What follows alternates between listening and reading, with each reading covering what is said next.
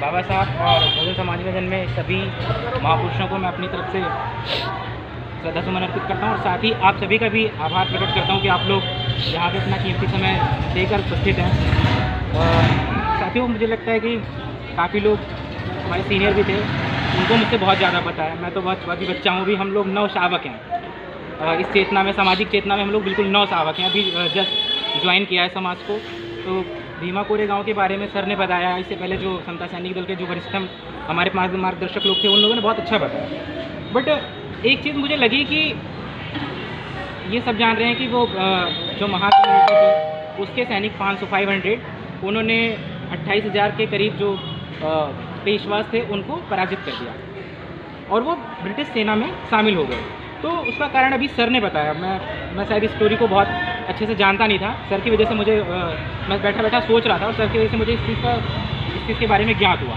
तो उसको कनेक्ट करने की मैंने कोशिश करी। तो मुझे ये लगा कि जैसे संभाजी के बारे में और साहू जी शिवाजी के बारे में बात हुई, तो वहाँ तक प्रशासन अच्छा चल रहा था। महारों को भी उस राजनीतिक भागीदारी मिल रही थी और वहाँ पे वो लोग उस राजनीति में और सत्ता में भागीदार थे। लेकिन जब पेशवाओं ने, सर ने बताया कि पेशवाओं का शासन आया पूना राजधानी रही है पेशवाओं की, तो पूना में जब शासन आया तो किसी कारणवश कुछ ऐसे कारण हुए होंगे जबकि पेशवा जो राजनीतिक सत्ता थी वो पेशवाओं के हाथ में चली आई पूरी तरीके से। और जो शिवाजी संभाजी जो वो लोग थे, वो लोग केवल नाम मात्र के शासक रहे और उनके उपरांत तो बिल्कुल भी पूरी तरीके से वो जो पेशवा थे वो पूरी तरीके से पावरफुल हो गए। तो उस वक्त फिर उन्होंने जो महार कम्युनिटी थी उसको वंचित कर दिया अधिकारों से। और अभी बात करें कि मुंह में हांडी लगानी पड़ी, पीछे झाड़ू लगा दी, इतनी दुर्दशा हो गई, तो साफ सी बात है जिस व्यक्ति की इतनी दुर्दशा होगी वो कहीं ना कहीं तो जाएगा ही, कुछ ना कुछ तो जाएगा ही। और उसी टाइम पे अभी अशोक सर बात कर रहे थे कि ब्रिटिश आए, उनकी भाषा में वो कहे कि मल्लम लगाया, खैर ठीक है जो भी है। बट उनको मुझे लगता है कि महारों ने भी अप्रोच किया होगा कि सर ऐसी ऐसी बात है, और ब्रिटिश तो उस चीज़ का ब्रिटिश ने फ़ायदा उठाया और उनको साथ में लिया। तो उसका फिर हुआ और उसके बाद जो कॉन्फ्लिक्ट हुआ या संघर्ष हुआ उसमें मराठा को और एक चीज़ और बताऊँ आपको, ऐसा कहा जाता है कि मुग़लों से पहले, मैं तो हिस्ट्री का विद्यार्थी भी रहा हूँ, तो मुग़लों से पहले अगर कोई पैन इंडिया शासन मतलब पूरे भारत में शासन ला सकता था तो मराठा काफ़ी विजयी रहे हैं, बहुत अच्छे से जानते होंगे। जो हिस्ट्री के, ये हमारे भाई हिस्ट्री से PhD हैं, he knows very well I think. तो वो बहुत उनकी अच्छी चल रही थी, लेकिन अंग्रेज़ों ने उनको पराजित कर दिया। उसमें मराठाओं का बहुत बड़ा योगदान था। तो उस मराठाओं के योगदान को याद करने के लिए और उनके शौर्य को पहचानने के लिए और समाज में उस शौर्य को बताने के लिए बाबा साहब गए। तो कुछ लोग इसको सही भी ठहराते हैं, कुछ लोग गलत भी ठहराते हैं। ये आप लोग अभी कोई सर कह रहे थे, मुझे याद नहीं आ रहा एग्जैक्ट नाम कौन थे, उन्होंने कहा कि सही भी ठहराते हैं, सही नहीं गलत भी ठहराते हैं कि मराठा जो थे वो ब्रिटिश के साथ शामिल होकर पेशवाओं को पराजित करते हैं। तो मैं भी अभी बैठे बैठे सोच रहा था कि ये सही है कि नहीं सही है। तो मुझे एक चीज़ याद आई कि अन्याय सहकर बैठे रहना यह महादुष्कर्म है। अन्याय सहकर बैठे रहना यह महादुष्कर्म है, न्यायवत अपने बंधु को भी दंड देना धर्म। तो पेशवा भले थे लेकिन वो अन्याय कर रहे थे उनके साथ ना, तो न्यायवत अपने बंधु हैं उनको भी दंड देना धर्म है। इसीलिए बाबा साहब जब वहाँ गए थे उन्होंने उनको नमन किया और कहा कि नहीं, इन्होंने ठीक किया। क्यों? क्योंकि वो न्याय की लड़ाई के लिए लड़ रहे थे।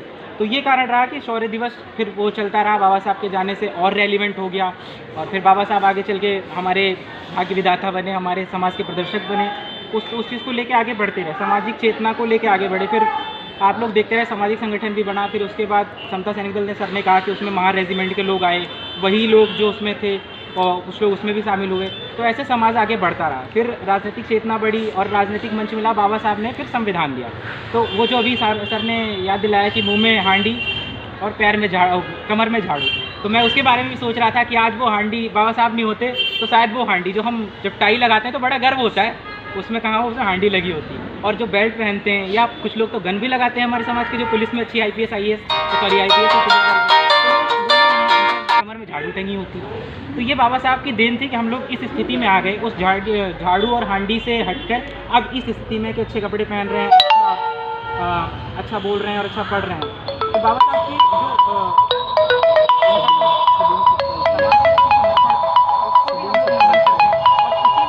जो उसी दिशा क्रम में भीम आर्मी भी आगे बढ़ रही है। भाई चंद्रशेखर जी बाबा साहब के मिशन को आगे बढ़ाना चाह रहे हैं, वही मिशन चल रहा है। और मिशन में अब आप लोगों की ज़रूरत है। हम लोग भीम आर्मी समता सैनिक दल तो खैर कर ही रहा है, तो ये सब अब हम सबको इकट्ठा होना है और एक मंच पे लाना है। और अब सबके साथ मैं यही कहूँगा कि अब एक इकट्ठा हो जाइए, चाहे समता सैनिक दल हो, भीम आर्मी हो, जो भी हो, सब इकट्ठा हो जाएं। तो बाधाएं आती हैं तो आएँ, गिरे प्रलय की घोर घटाएं। बाधाएं आती हैं तो आएँ, गिरे प्रलय की घोर घटाएं। निज हाथों में हंसते हंसते आग जलाकर जलना होगा, कदम मिलाकर चलना होगा, कदम मिलाकर चलना होगा। तो हम लोगों को एक साथ होकर कदम मिला के चलना होगा। समता सैनिक दल, भीम आर्मी और राजनीतिक भागीदारी जो है, अभी बहुत सारे सरकार के बारे में मैं ज़्यादा नहीं बोलूँगा, क्योंकि यहाँ पे भीम आर्मी का जो है, अभी भीम आर्मी अपना काम शौर्य दिवस मनाने आई है, तो राजनीति के बारे में काफ़ी लोगों ने स्थितियाँ हैं, उस स्थिति में राजनीतिक मंच लेना बहुत आवश्यक है। राजनीति में भागीदारी लेना बहुत आवश्यक है। हमारे समाज के लोग प्रतिनिधि तो हैं, लेकिन वो किस पार्टी से हैं, किस संगठन से हैं, इसलिए वो कुछ कर नहीं पाते हैं। तो इसीलिए हमारे सामने एक भीम आर्मी